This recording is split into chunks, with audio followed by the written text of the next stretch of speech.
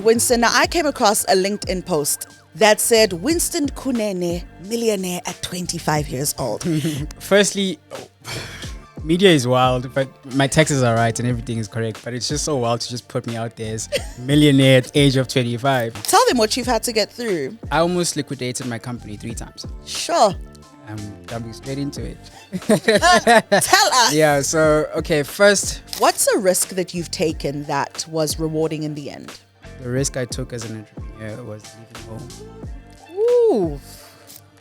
I think real estate is a huge contributor in resolving our unemployment rate. I say this because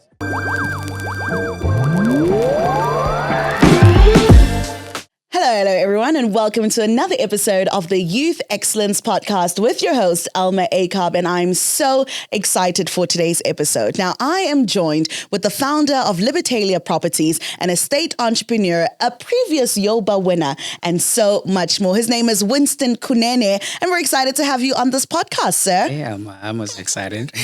So good to have you here. Now, your CV knows no bounds, but before we even get into it, I want to play a little icebreaker game with you.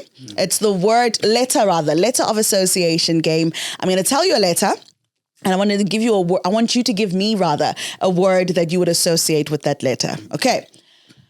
Let's go with L. Mm-hmm. You can't say the name of your company. I was about to say Libertalia. Libertalia. Learning. Tell me why. Learning. Constantly learning every single day. I'm very open-minded.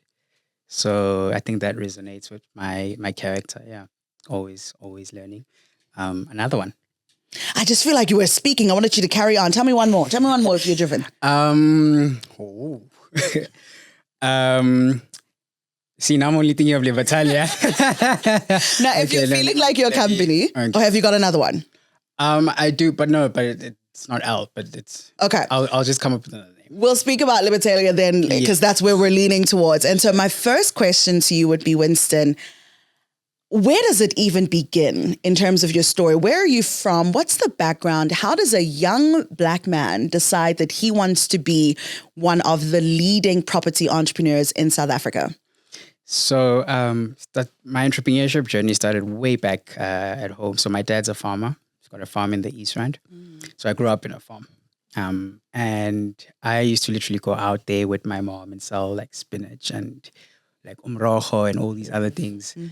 So yeah, I think I discovered my entrepreneurship then because I was like in grade 3, grade 4 out there doing canvassing or selling, direct selling. And I think when I got into school, I just continued because I started selling cold drinks at some point, typical entrepreneurship story, so that's where my journey started. And how I became an entrepreneur in real estate was by fast forward to where I left school, became a receptionist for a recruitment company. So all the CVs used to come in front of the desk and I would see all the job opportunities available. So I saw one specifically from Pam Golding that were offering entrepreneurship opportunities in real estate. So I started as a PA for an agent that was doing very well. I doubled her sales when I came in. So, and then I got promoted to become a property practitioner. Yeah. And then my first year, I sold 12 houses. It's just consistency from where I took, I got the best training. I got mentors. So it was really guided. And then I ended up starting my own real estate agency a year later.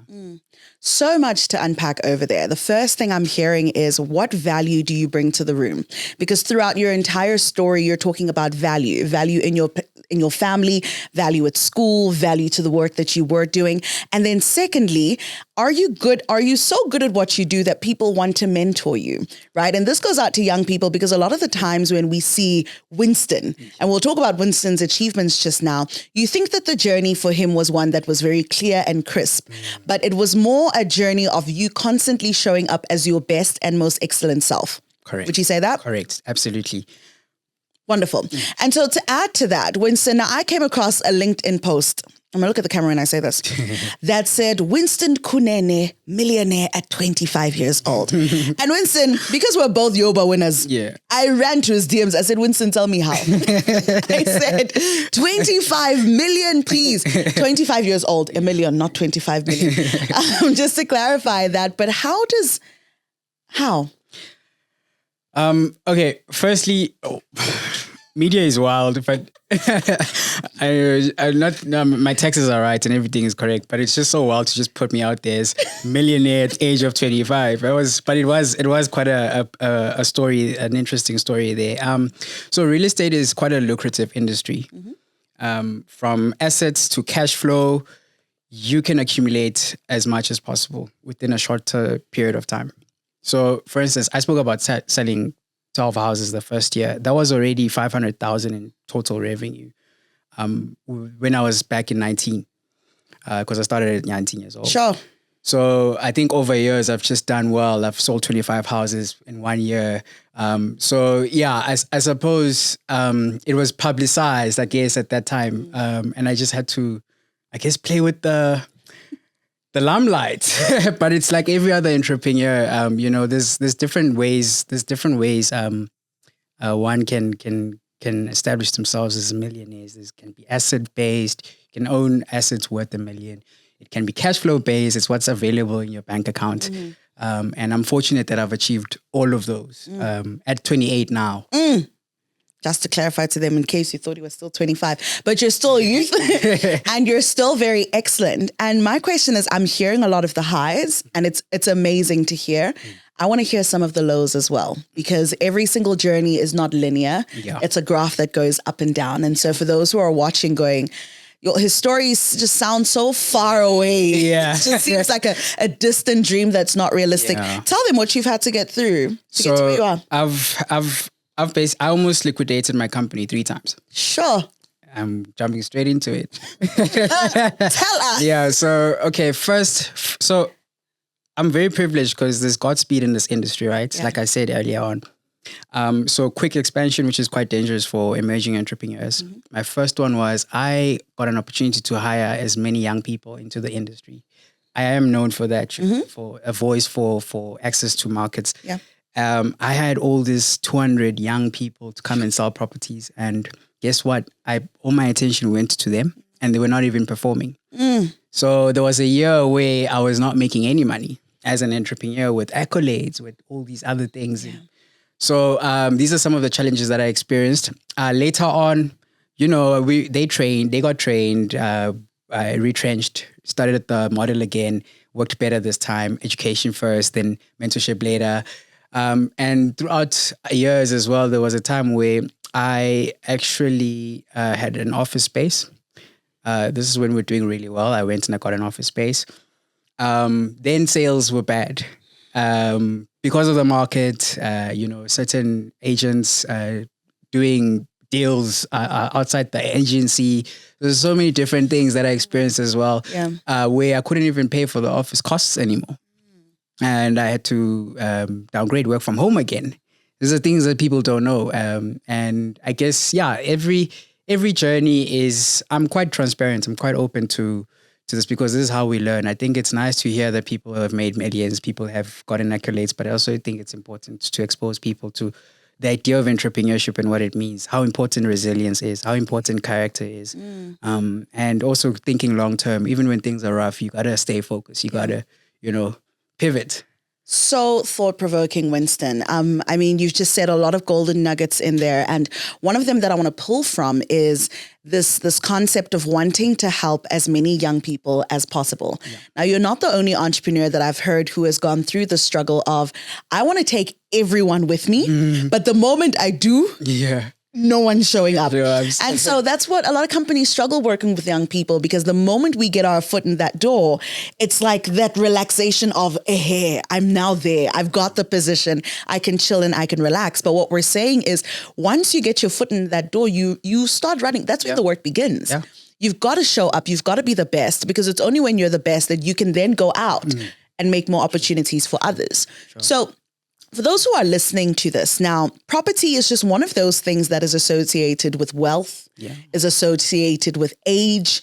And when you hear of people buying property, you're thinking mansions in Cape Town, you're thinking, you have to have a lot of capital to be able to be in the property space. And so my question to you is, that young person who's tuned in now going, I can't see how I fit into this space. Yeah. What does it look like for entry? Yeah. So people who are just beginning, people who are thinking about property, what are the steps? What do we do? And I'm one of them. I'm asking on behalf of myself. Oh yeah, sure. What do we do? I'll give you nuggets like I always do on the DMs. Yes.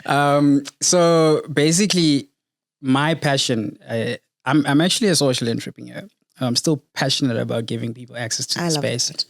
And you ask a very important question because I've got two answers for it. One for young people. So I mentioned earlier that I had a whole recruitment spree. I brought in 200 people, didn't work. And then I opened an NPO. I'm one of the founding members for an organization called South African Youth-Owned Property Association. So it's completely free courses on there for young people. Sure. Its membership fees are like 30 Rand a month. And you have access to free masterclasses. You have access to free property information. You've got access to networks as well. We bring in quite a number of networks to contribute strategically, bring in resources for people to have access and to get the training and to still have job opportunities within the sector. So for a young person watching, how do I get into property? South African Youth-Owned Property Association, and all the information is there. And then you go to a little bit of a more interesting scale. Some people don't want to just go into the property and treat it as a career. They just want to go in there because they want to create wealth for themselves. They want to invest. So there's an initiative that I've also started where we've been running it for the past 3 years now, but it's only been huge this year, right? I help first-time homeowners, whether you've got credit or not, whether you have a pre-approval from the bank or not, I help owners get into property ownership through an installment of sale agreement. So this is under the Land Act. It's all legal. One would think, how do you get a property without a home loan? But people have been doing this. White people have been doing this for decades. That's the truth. I'm privy to this information, and I'm literally out there giving it for free. There's ways that people can actually access property through these platforms. And this opens the opportunities, opens people's minds, as well as it allows us, especially the minority, to tap into wealth in this country. You know, if you look at the unemployment rates, 32%, 72% of that is the youth. Yeah. You look at the graduates that come out of university every year, 750,000 unemployed graduates. And then you look at the stats for SMEs, how many jobs are created every year? It's like 250,000. Yeah. So there's already a guaranteed number, 450,000 unemployed young people just sitting without jobs. Yeah. So property is one of the things that will help people gain access to. I want to say something very interesting, actually. I think real estate is a huge contributor in resolving our unemployment rate. I say this because if you look at one house that is sold, it creates 24 jobs from one house that is sold. And we've got over 7 million houses, residential houses sold every year. So you look at the estate agent that gets paid commission. You've got the bond originator. You've got the person that needs to market the property. There's photography opportunities as well in the real estate sector. You look at digital marketing. Someone has to put it on the portals to advertise it. And then you look into the bond origination space. For those with degrees, your finance, you're looking at being a bond originator. You're looking at being a bank valuer, because banks send out valuers. Come on. There's so many job opportunities created. You look at attorneys.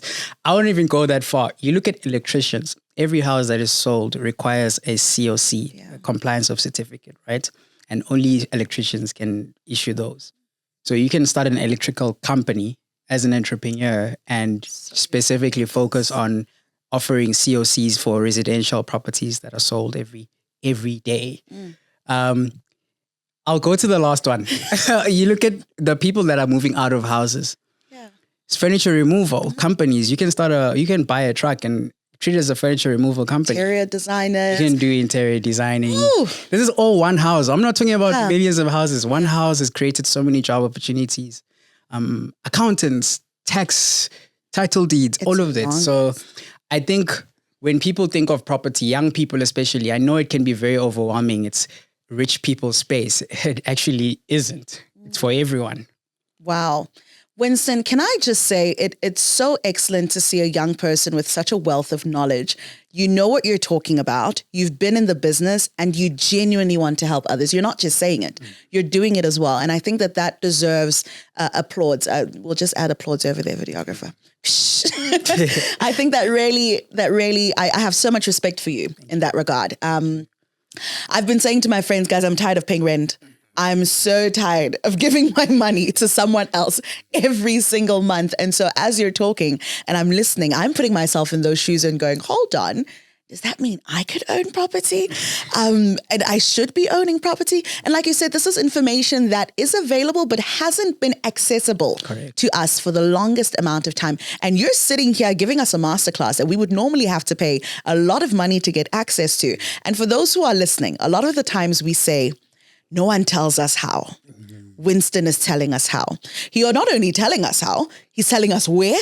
He's giving us all the steps on how to access this information. I'm sure after this episode, your DMs are going to be full as well, because you're going to have a lot of young people coming to ask you questions. But I look at the smile on your face and I realize that that's exactly what you're asking for. You're saying my DMs are open. I do want to help. And that's honestly heartwarming. Being an entrepreneur requires you to be a risk taker. Sure. And taking risks can have its ups and can certainly have its downs. Yep. What's a risk that you've taken that was rewarding in the end? That's a very lovely question. I think, there's so many of them. I didn't try and find one. Like, which risk do you want? Should I start? Every day of my life is risky. I wanna say, and I say this, I think it's relatable, but I also don't want to promote the idea of it. The risk I took as an entrepreneur was leaving home. Ooh. Ooh. Speak on it, Winston. Tell us. So I've learned so much. I've acquired so much outside of my home. Yeah.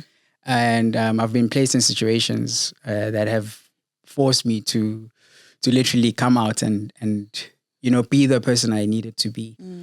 So I think for young people, we need to start being independent and we need to start looking towards entrepreneurship. Other risks I've taken, every day we take risks. That's right. Yeah.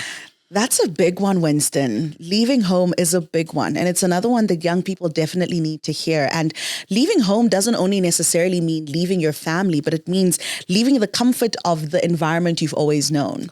You're only going to know that the world exists once you go and see the world. And I think a lot of us as people who have grown up in South Africa, when you're from KZN, it's KZN till until when you are in Johannesburg. Where are you from? Johannesburg. Where were you born? Where did you work? And you retired? Johannesburg. And so it's also just an encouragement for everyone to leave your city and see what's happening out there. See what's happening in the rest of the country before you even think about going abroad. Sure. Just here. When last did you go to Eastern Cape? East London. Have you stepped into Cape Town? You're letting everyone else say Cape Town, best city. It's in your country. And so once we get the opportunity to, because I also understand that traveling is hard, but once we get that opportunity to, let's not take it for granted and be so comfortable within ourselves. Thank you so much for that, Winston. Next question. So you are a Yoba winner. Yes. Youth-Owned Brand Award winner for the top education youth-owned brand. What year was it for you? It was 2023. Yours was 2022. That's right. That's right. We passed out our trophy to you guys. And I remember the day that you won. We were actually in the audience and you guys stood up. We stood up as well. We were so excited for you and your team. And you walked up there with your guys and it's just this bunch of young men. And we're looking at it and it represented youth excellence. Since winning a Yoba, what has it done for your brand? Just what's your Yoba story? Sure. I actually want to give credit to you as well. That same year we won the award, I did my public speaking with you because I started getting invited to all these seminars and all these different, events to come and speak and inspire entrepreneurs. I started getting invites for podcasts and radio interviews. So that's what it did for me. And I think you prepared me for that as well. Yeah. So credit to you, Alma. Thank you, sir. Yeah. So, it's done a lot and it continues. I mean, I constantly get people reaching out. Hey, I even get, I think we spoke about it the other day. I even get like unaccredited awards. Awards reaching out saying, hey, we want to nominate you for this and this and this, just because they saw the other accolades, So I am getting a lot of traction, and I think since that Yoba award, it's really done a lot for me. And so as an entrepreneur, you've spoken about the challenges, you've spoken about the risks, and I want to ask another question about balancing profit and purpose. And I say that because especially in your field where you need to make money, okay? But at the same time, you are a social entrepreneur. Yeah. And so a lot of the times I see entrepreneurs feeling like they have to sacrifice profit if they want to reach out to the community, or they have to sacrifice the community if they want to reach out to profit. So how do you balance those two things? That's such a great question. I've got a perfect answer for that because I've experienced it. So last year, I decided to separate my entities. So when you look at Libertalia Properties, it's performance driven. The team, I've got high performers. We're very quick also to let go of people who are slacking. So I know I'm a voice of empowerment and all of that, but when it comes to that, I really don't play games there. Similarly though, the South African Youth and Property Association, I've put in so many resources since we started. It's been 3 years now. I've never made profit. Sure. I've never made money. Even when we get sponsorships, it goes back to the association. And one person actually asked me last week, like, when are you planning on getting dividends at some point? What dividends are you talking about? So I think I'm very passionate with that organization, and I feel like I can be loud there. My purpose is loud there. But similarly, I can also show my talents with Libertalia Properties as an entrepreneur, and certain things that you just can't play with and compromise. Yeah. So good. So good. Separating those entities, you're speaking to me, Winston, because I'm currently in that exact same position. And so that's really good insights to have. What's the advice to young people in our role of shaping the South Africa we want to see? What are we supposed to be doing that we're not already doing? I think you mentioned it earlier when we started value. I think we need to start tapping into. So it's a mindset thing. I always make an example of this. Look at mentorship and guidance and opportunities. How are some people able to access those a lot quicker? I spoke about the numbers of graduates coming out of university. I spoke about all of these different things, but look at it from a point of value for value conversation. How about I start going to these small businesses, big businesses, and offer my services for free, my talents for free, even for a year. And chances are, if you're going to come into my organization and you're going to say to me, listen, I want to run around for you and don't pay me anything. I'm going to start giving you the resources. Yeah. I'm going to start trusting you with my resources. You actually privy to my information. I'll show you how I built my company because you have access to me every single day. And at some point, I'll start seeing the value in you because you've been offering that value consistently. Yeah. And I'll start saying, you know what? I don't want this person to go elsewhere because someone else will poach them. So, hey, do you want a salary?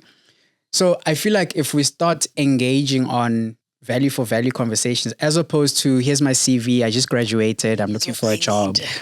We can go a long way. And this doesn't only go in real estate, it goes to accounting firms. I mean, you can as an accountant, you can go to an accounting firm or even small businesses and say, I'll do your books for you for free.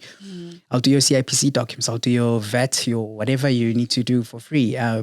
At some point, you're going to get paid because this person had not been doing that either way, So I feel like, we need to start looking at entrepreneurship as a value for value conversation. And we need to start asking ourselves as young people, what am I willing to offer as value to the world so that it comes back? So good. I think a lot of the times people don't know how much we as entrepreneurs had to do for free.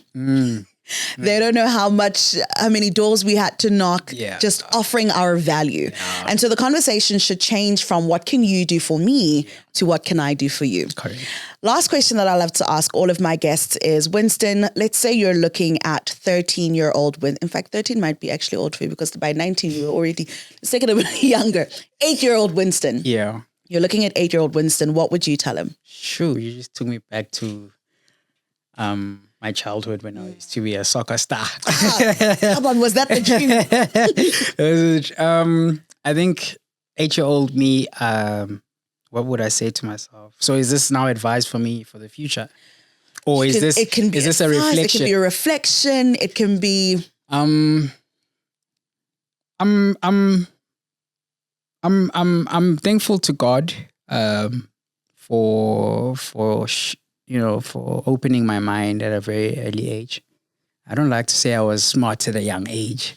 I don't want to say I was intelligent, but I feel like the grace was imparted upon me from a very young age. I used to, the wisdom I had at a young age is just phenomenal. When I look back and I reflect, I go, I look at the people my age today, not 28, but even younger than that. I go, I never did that. And I think I'm proud of you, bro. The 10-year-old you, you've gone through a lot of stuff.